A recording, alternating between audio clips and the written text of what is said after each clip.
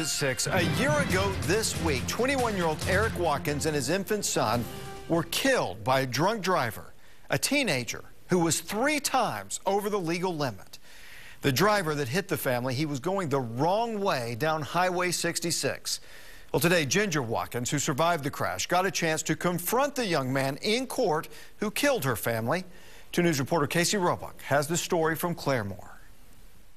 There were a lot of tears and raw emotions in this courtroom today as the family of a young father and 7-month-old baby boy killed by a drunk driver plead for justice. In the end, a judge sentenced 19-year-old Keaton Hanna to 20 years in prison. On the morning of June 17, 2011, Ginger Watkins was driving her husband to work with their son Briar in the car. When they reached this intersection in Verdigris, they were hit head-on by a truck driven by Keaton Hanna. Ginger would later wake up in the hospital to learn that her husband and baby had died in the crash. Hanna wept as Ginger expressed her grief in a victim impact statement in court just before Hanna was sentenced to 20 years in prison. Ginger left the courtroom in tears, saying 20 years is not justice for Eric and Briar. Honestly, I don't think it is enough because he took my husband and my son. My son was only 7 months, 17 days old, and this 18-year-old gets away with it, basically.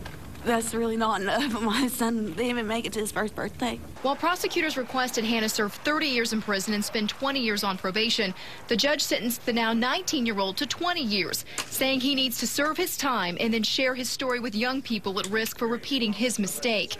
After court, Hanna expressed his remorse. Are you sorry for what happened? More sorry than they'll ever know, I'm sure, ma'am. But Ginger Watkins says she isn't moved by his emotions. No, it doesn't, because he only does it when the judge comes. In the state of Oklahoma, Hanna must serve 85% of that sentence before he is eligible for parole. He's already served 1 year in county jail.